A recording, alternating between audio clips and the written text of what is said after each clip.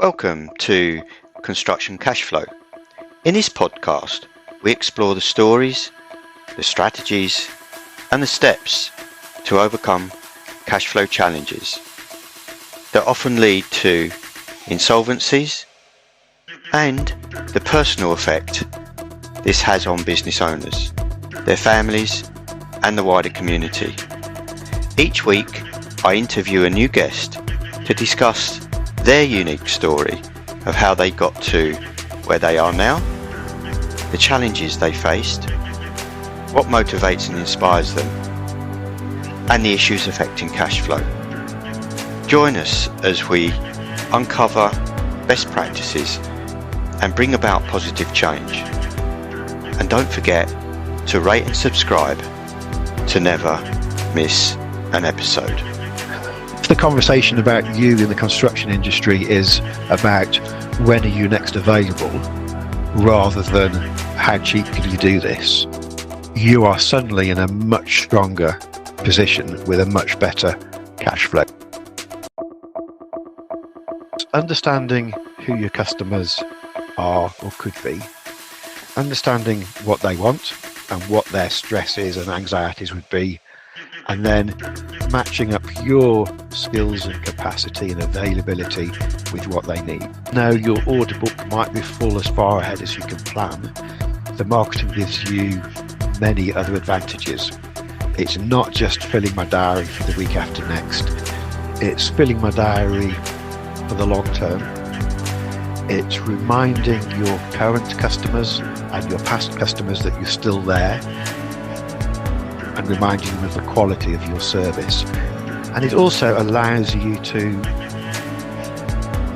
brutally charge a bit more. You know, if you have this reputation for being always busy, but you keep communicating, you talk about the quality and you demonstrate the quality of your work, when it comes to those hard-based negotiations about your daily rate or the price for the job, if you have the perception, you create the image that you're in demand, you know what you're doing, you're not desperate, you can be much firmer in your negotiations, and that will help with so many different aspects of your cash flow.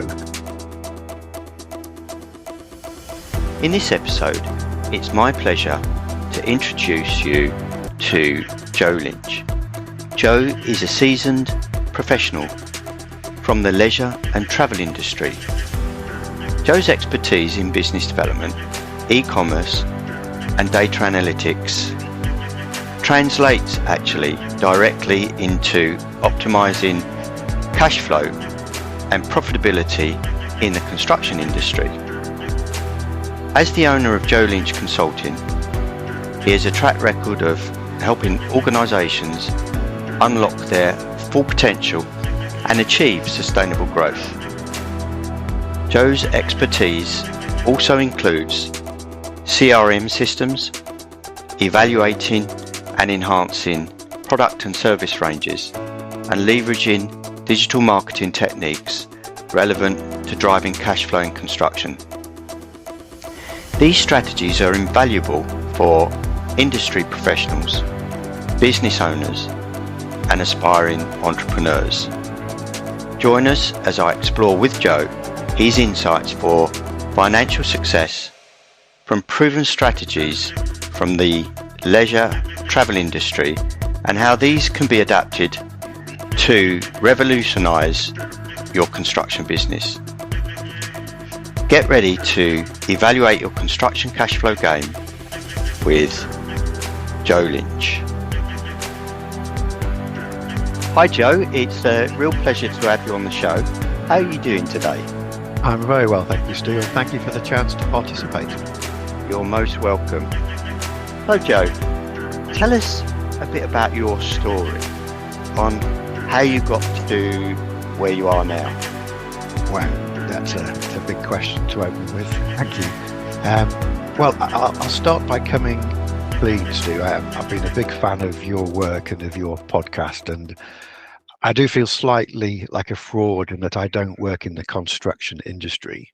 But I do have some clients that do, so hopefully I can add some value. And I've avoided your question for long enough now, so let me try and answer that now. How did I get to where I am now? Well, I started my career without a plan, and I think it's probably fair to say that that plan is still formative some 30 years later. I left college and I was really lucky and really excited that I had the chance to go and teach water sports overseas. So I spent a really happy 6 years living in shorts and bare feet, teaching windsurfing and sailing in Greece and Turkey. And then I realized I needed to do something in the winter, so I became a ski guide. And I just had the best job in the world. You know, had to wake up and go sailing or to go skiing. But there comes a point where your knees start to ache, and perhaps your liver is telling you it's time to go up a bit. So I came back and I stayed in the UK travel and tourism industry. And I worked there in that industry for about 20 years. And I started, I remember the one morning my first job was to sweep the leaves in the yard of the company that employed me in the summer.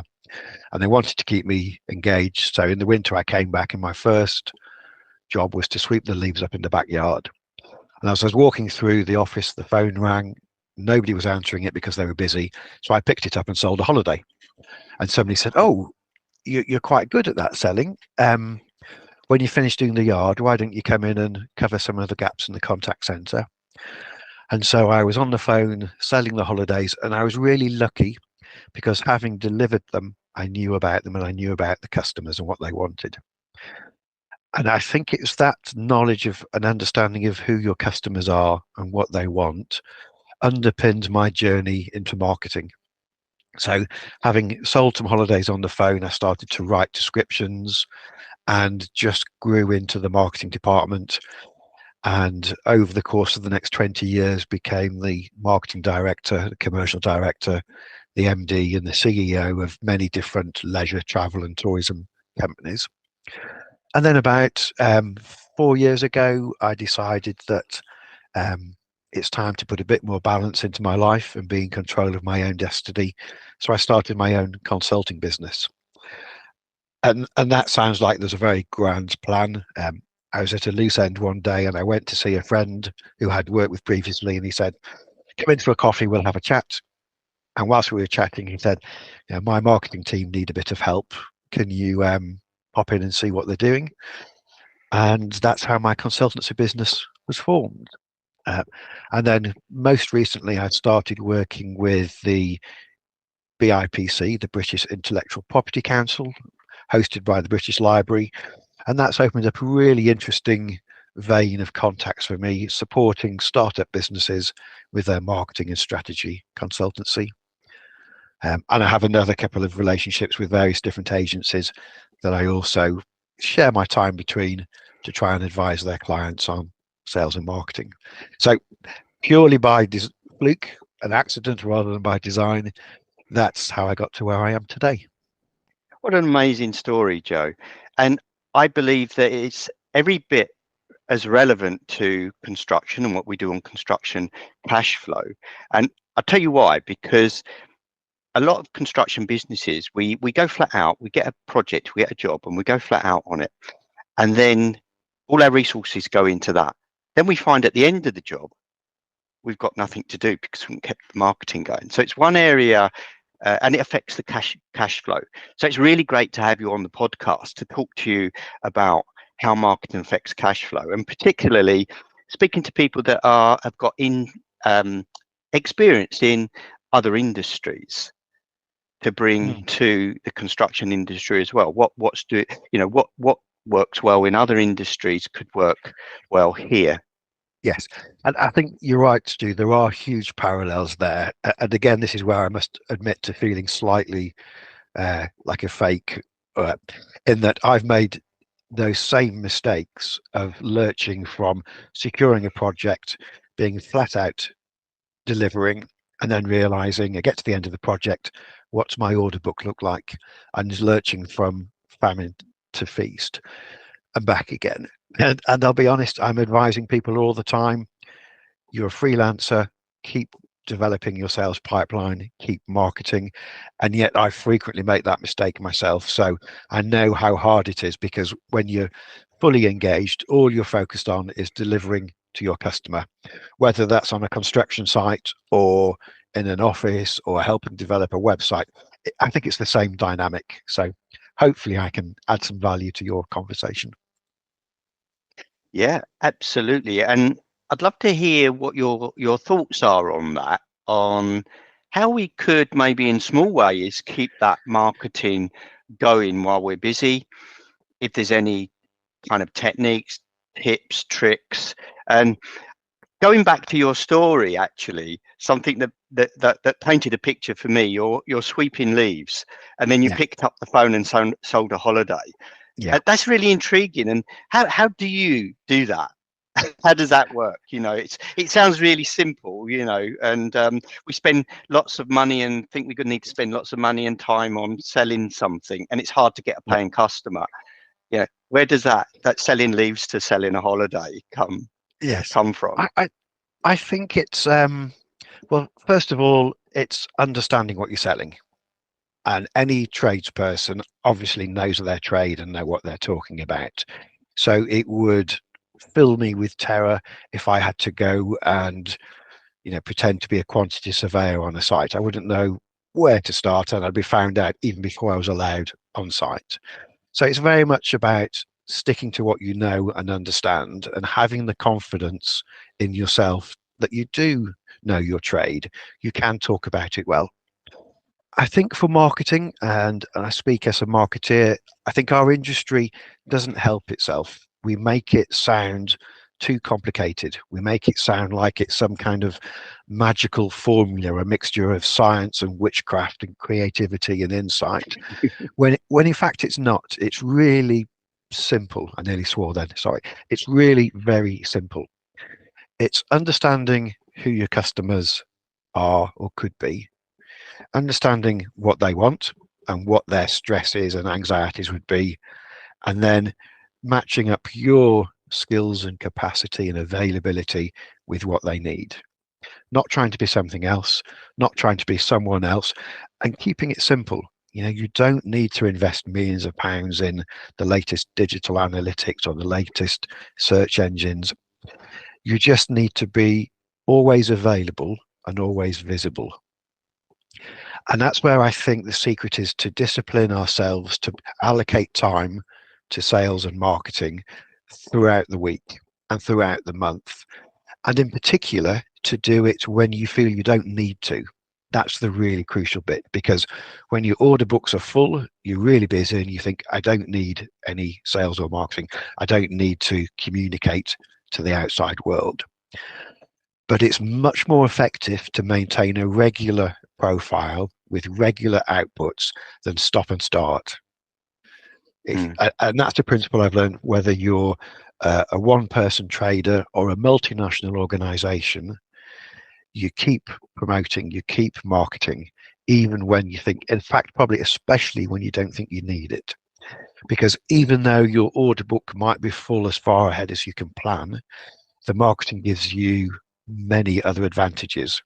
It's not just filling my diary for the week after next, it's filling my diary for the long term.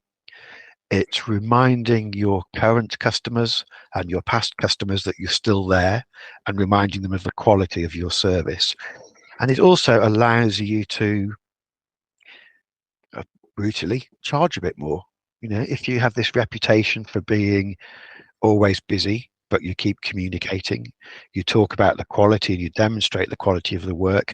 When it comes to those hard faced negotiations about your daily rate or the price for the job, if you have the perception, or you create the image, that you're in demand, you know what you're doing, you're not desperate, you can be much firmer in your negotiations, and that will help with so many different aspects of your cash flow. When do you get paid up front? Are you on a retained basis? All of those things are made easier if you have a good image. Now, in the marketing world, that good image is often called the brand. People will talk about the brand being, oh, my brand is a yellow hexagon with a black circle and behavior, cash flow, and so on. And it's not actually. The brand is what is in your customer's mind when they see or think of you. and we use graphical devices to remind them of that. But a good brand takes a lot of time to build, and it needs to be constantly communicated. Now, this is a really long-winded way of answering your questions, Stu. I think the trick about marketing and promoting your business is to do it all of the time, keep a discipline for doing it, and do it especially when you think you don't need to, because a regular, little and often communication is far more effective than a submarine approach where you disappear for 6 months and then you resurface and you send out 1,000 messages. That's just going to annoy people. So frequent, disciplined, structured communication is important. I think there's some really important points there, because there's a perception that, I mean, for example, you're a carpenter or a bricklayer, or even a construction adjudicator or a lawyer that's working with subcontractors, specialist contractors and contractors. There's a feeling that I'll market because I'm marketing to get the next job. And then where there's a fear of, what if I do a lot of marketing and too much work comes in, I can't handle it and I can't service those clients. But Yeah. what you introduced there was something of a revelation to me, is that you're marketing to build your brand, to increase your value. That's right. And I never really looked at it like that, because I think there is a fear of marketing because we don't think we could, we suddenly win a lot of work, we can't service the customers.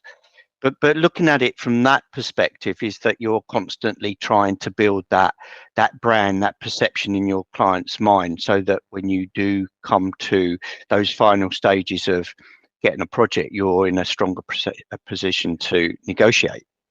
Definitely. And having a pipeline, a sales pipeline, a demand that's too much for you to deliver, well, that really is a champagne problem.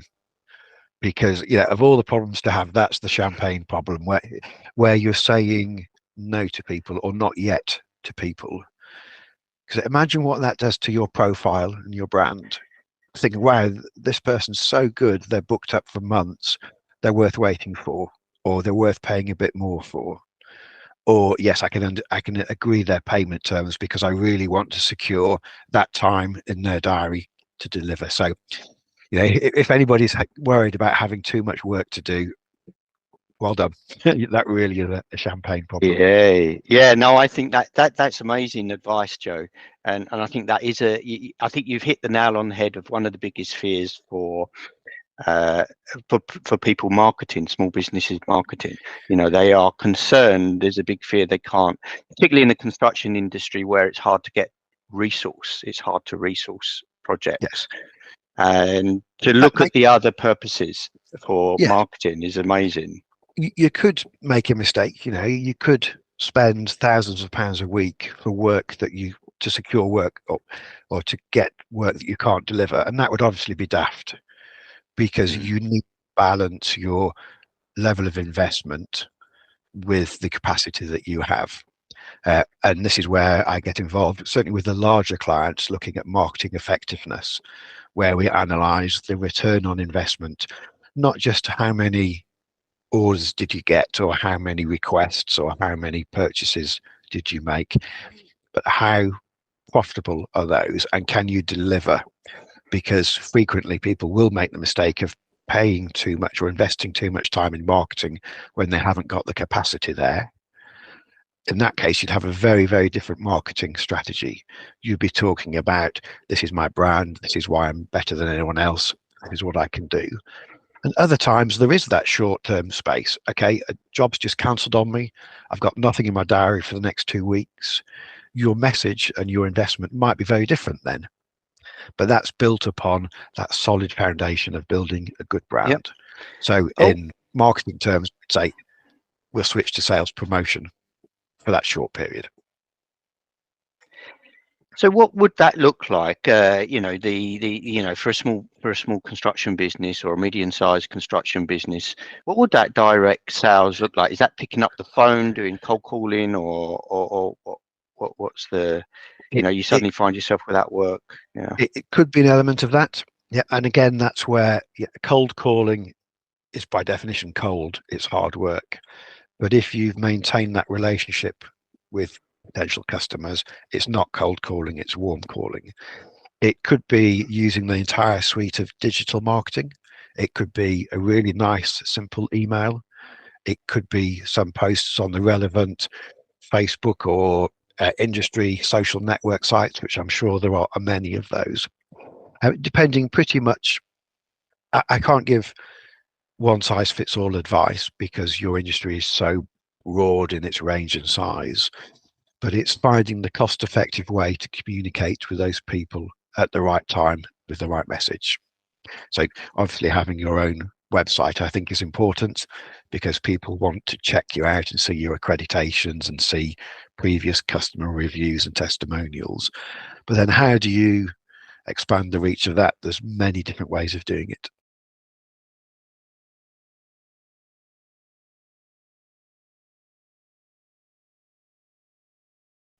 So what is a typical client for you, Joe? You know, what type of businesses do you generally work with?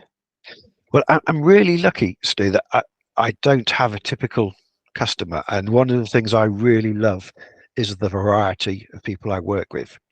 So in some of my consultancy business, I work with national infrastructure organizations. My background and probably my center of gravity is within the leisure, travel and hospitality sector. But then recently I was helping a Brighton-based construction company who had the challenges you've described. I'm always busy, I'm flat out, but I'd like to make a bit more margin on the work I'm doing. How do I do that? And so we helped them come up with a business plan for that. And then most recently, and this includes your good self, meeting people starting businesses and listening to their inspirational ideas and stories and backgrounds, where I can be talking to anybody from, let me think, a manufacturer, a maker of beautiful handmade hats, a milliner, through to PT and fitness instructors. That variety of things is really stimulating for me. And what I've learned is that the fundamental principles of marketing apply across all of them. It doesn't matter what you produce or what you make. The principles of marketing to your customers remain the same.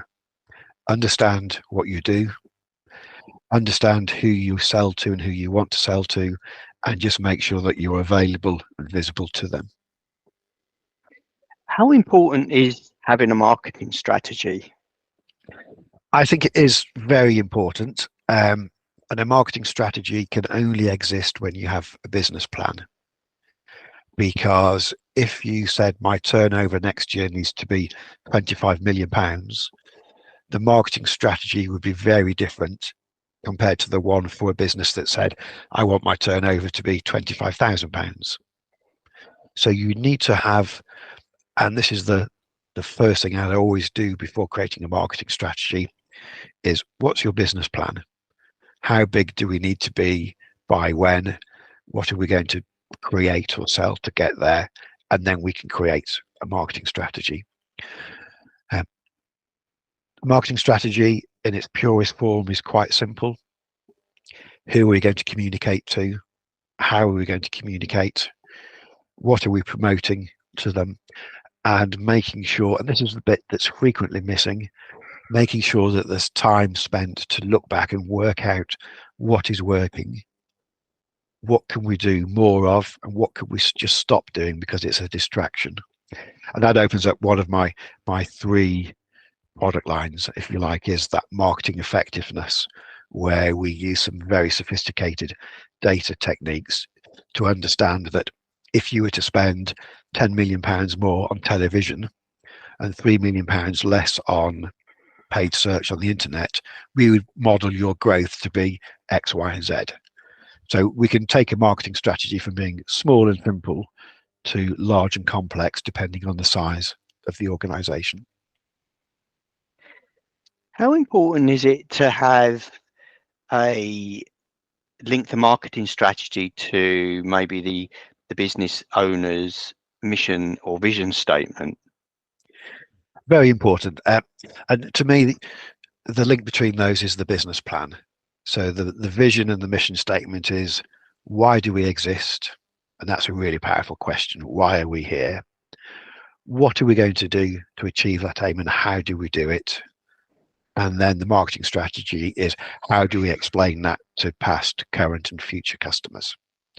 If you don't know the why we exist, what are we going to do, how do we do it, then it's very hard to make a marketing strategy that is anything but let's just be cheaper than everyone else. And for any business in the world, that's rarely sustainable. And certainly from a cash flow point of view, it can be very, very dangerous. Yeah, absolutely. No, I totally agree with that.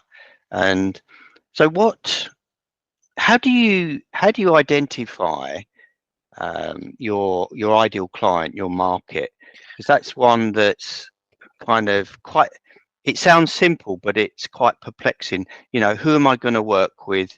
Who's my ideal client? Market research. And how would you do that if you are just a small business? My experience is that if you are currently trading, the answer normally lies within, because you will have some customers that you've enjoyed working for, who paid you well, you made a profit, and it was a pleasure to work with.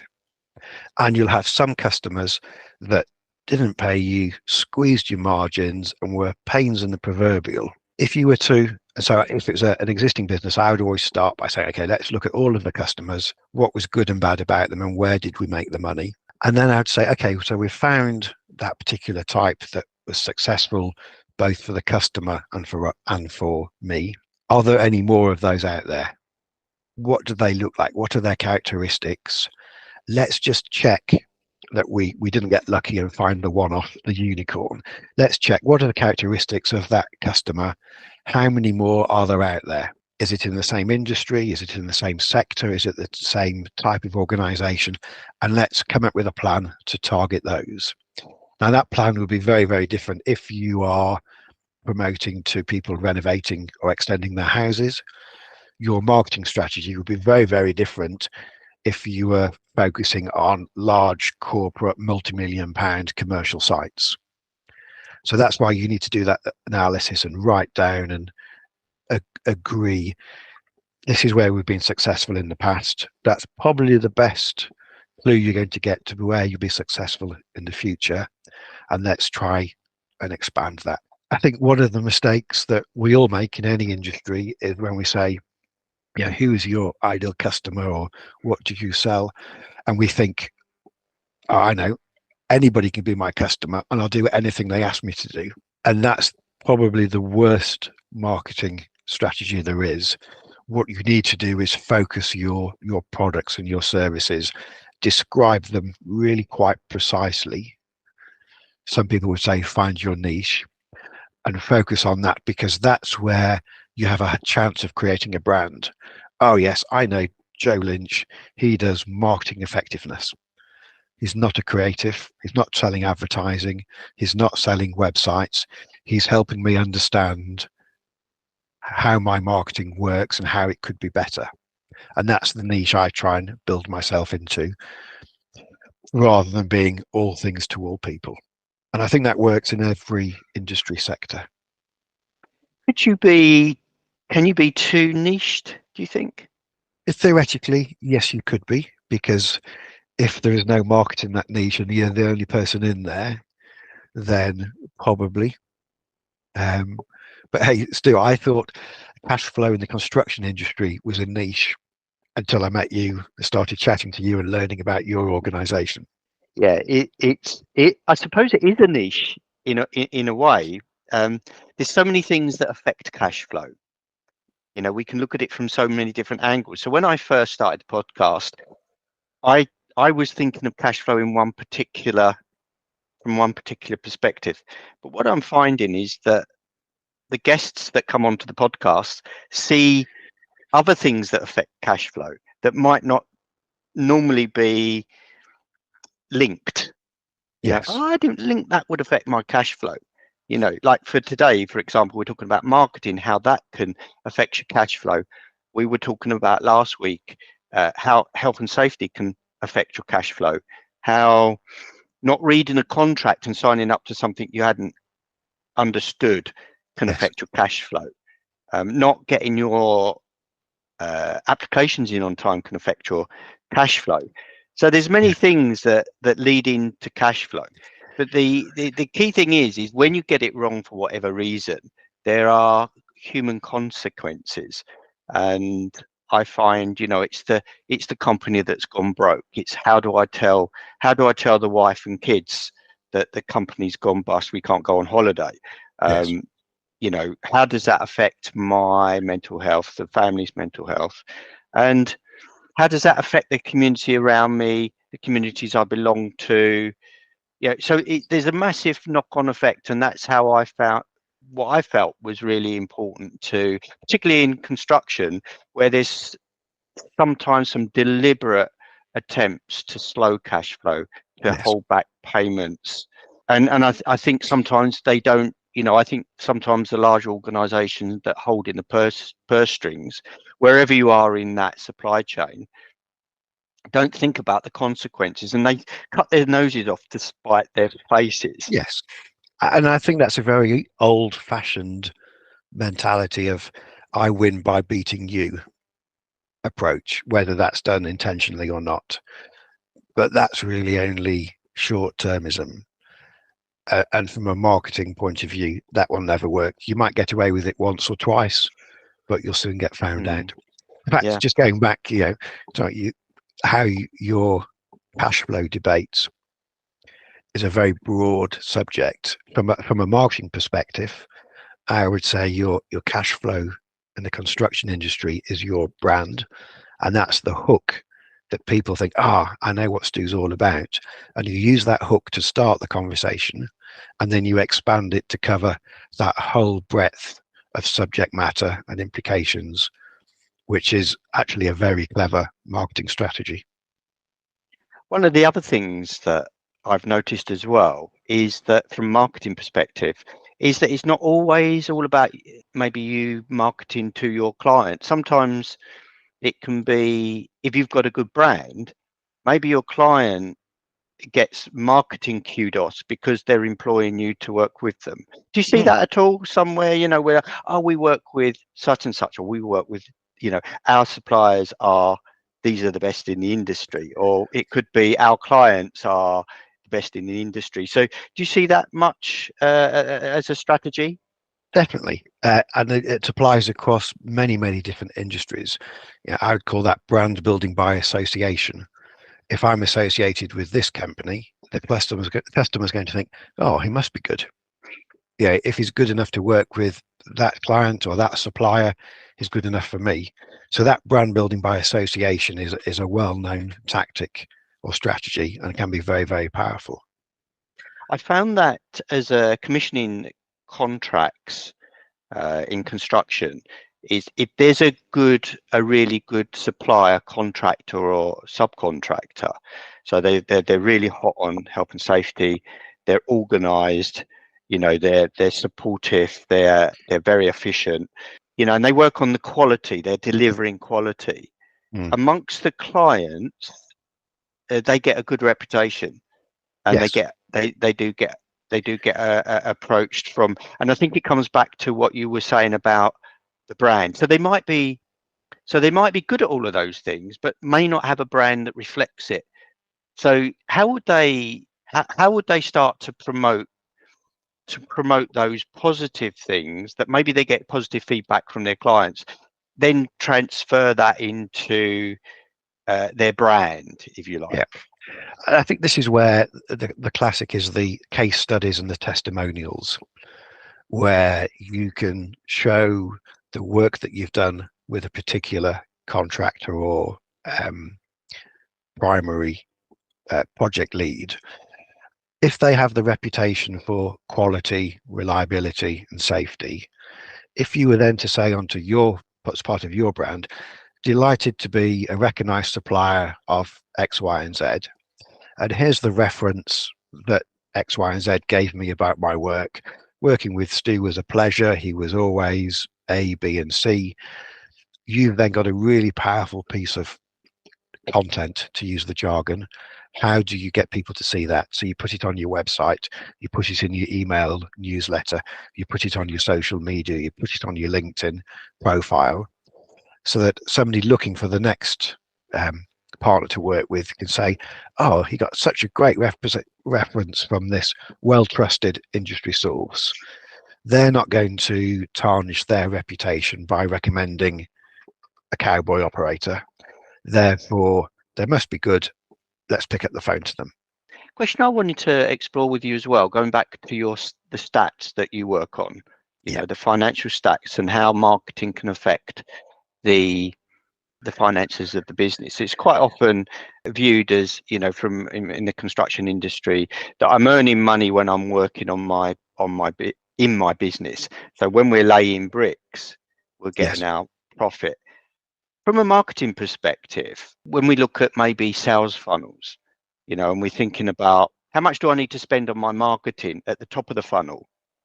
And how much do I actually get out in profit every time I lay a brick? You know, that kind of journey. Can I calculate, you know, so I need so many leads or so many, I need to reach so many leads at the top to get so much out the bottom. Every pound I spend at the top, I'm getting £2 out of the bottom. Then I'm kind of, I don't think that's something we look at very much in the construction industry, but is it possible to get to that kind of position? Yes, entirely. And it shouldn't be that difficult. Some industries are really, really good at it.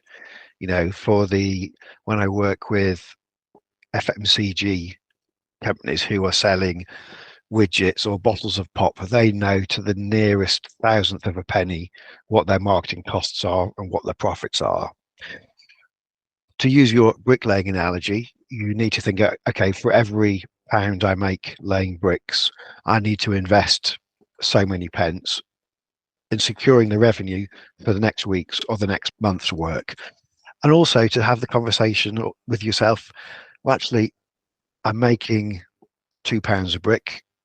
My marketing strategy is actually going to allow me to make £2.50 per brick, because I've got that premium, I've got that kudos, I've got that reputation.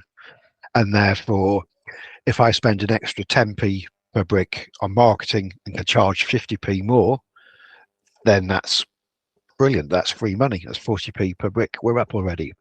And so what I would do with clients is I would look at how many inquiries do you get? How many of those convert? What's the margin you make on every typical job?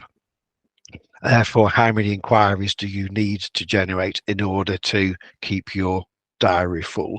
Or are we going to make the jumps? Actually, I'm going to grow the business and have a team of 5 bricklayers. Therefore, I need to have 5 times as many inquiries. Therefore, I need to invest more in my marketing to drive those. And so the sales funnel model is something that we in the marketing industry are very familiar with. But it is important that you understand how much to spend in order to drive either more demand or more premiumization of your product. But it doesn't need to be difficult. And the beauty of marketing today, where so much of it is digital, it can be measured to within an inch of its life. You know, you'll be able to see and control exactly how much you're spending on a website, on social media, on email activity, or some other promotional work. Very, very important for cash flow. And I'd never really looked at marketing as a cash flow, you know, how important it can be to cash flow, particularly in construction. You know, particularly when you use the term, I love the term you use, premiumization. You know, can we just go back to that premiumization? Sure. and how a company could kind of look at that? Yes.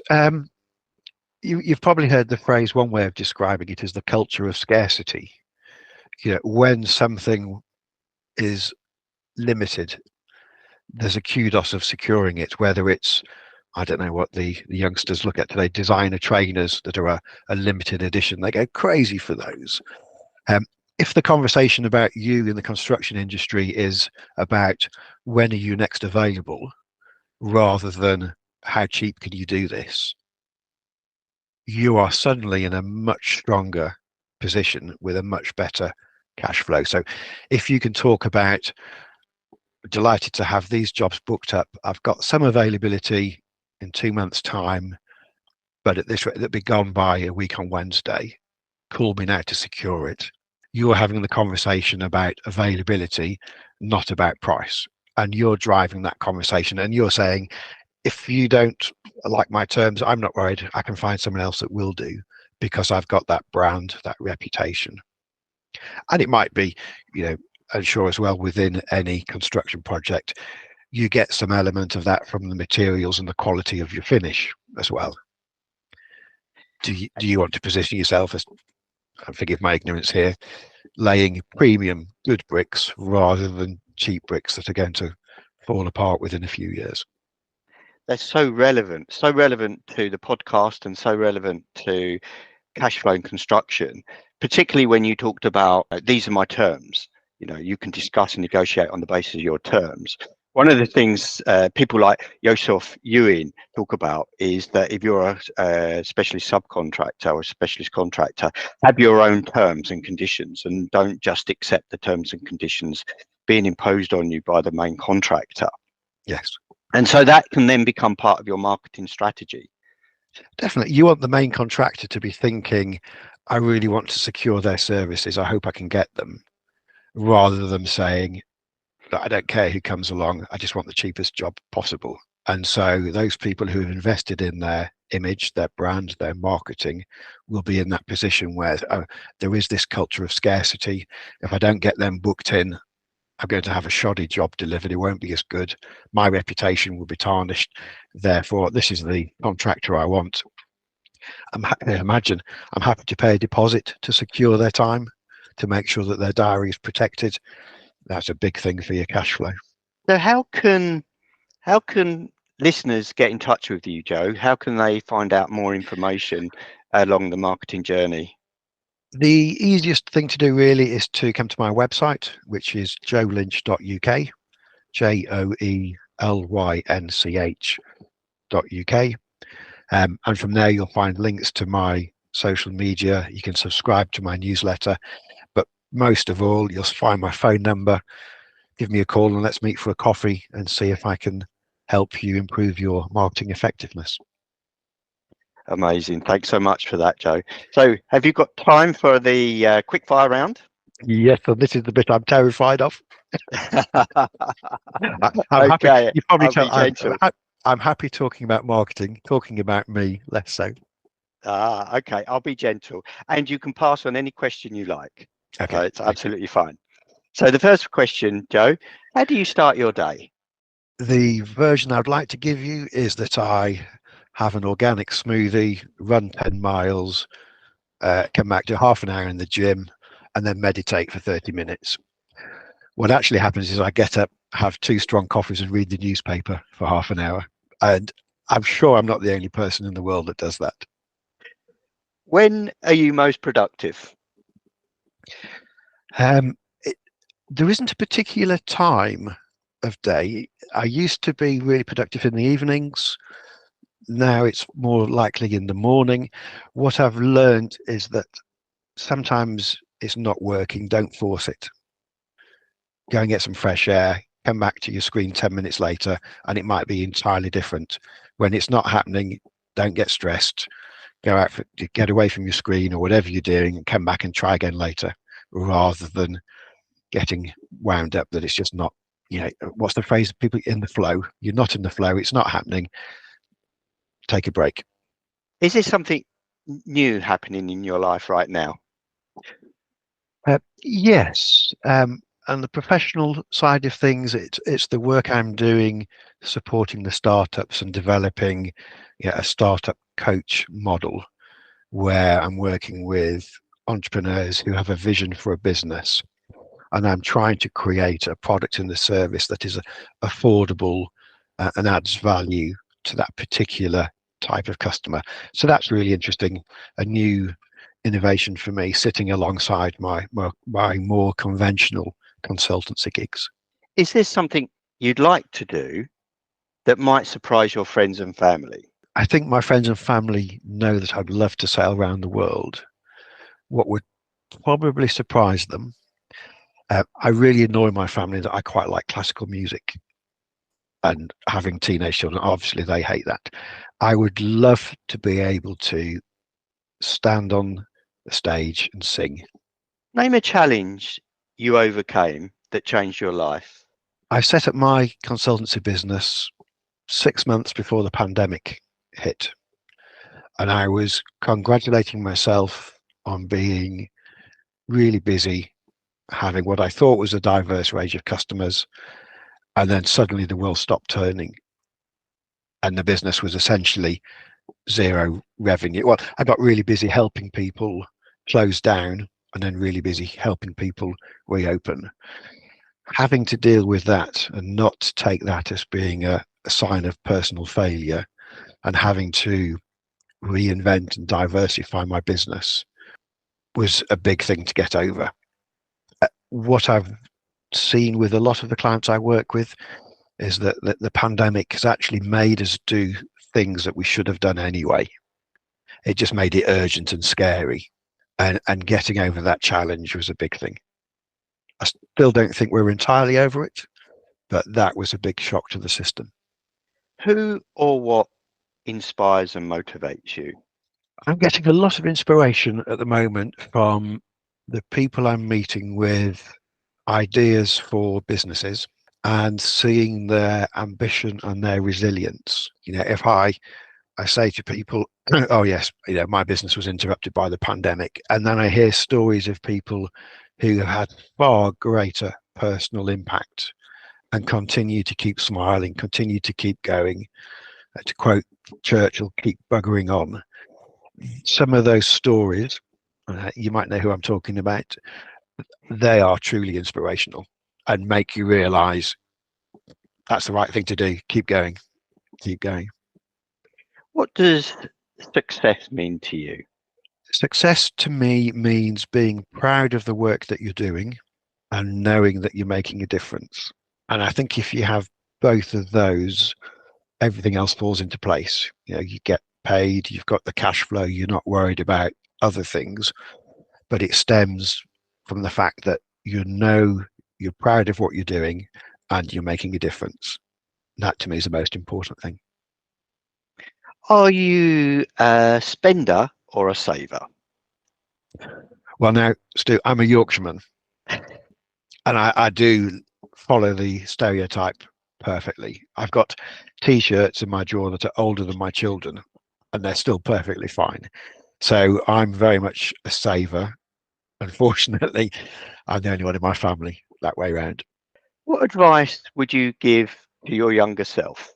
I think it would be back yourself, believe in yourself, and have confidence that people will see you for what you are and what you can do, and don't fall into the trap of trying to overprove yourself, presenteeism. It's okay to leave the office before 6 p.m. because you've done a good day's work, rather than missing out on events and family time because you need to prove, or you feel you need to prove, that you're dedicated to the cause. I think trust in yourself and your abilities, and that will get you through. If you couldn't do what you're doing now and you could do anything you wanted, what would you do? I would be racing around the world on a super high powered yacht. Thank you, Joe Lynch, so much for coming on to the podcast. And I'm sure the listeners have got so much out of that. You've joined the dots between construction, marketing and cash flow. Thank you so much. Thank you, Stu. It's been a pleasure. You've been listening to Construction Cashflow. Hit the subscribe button if you haven't already done so you never miss an episode. And remember, the faster cash flows, the faster wealth grows.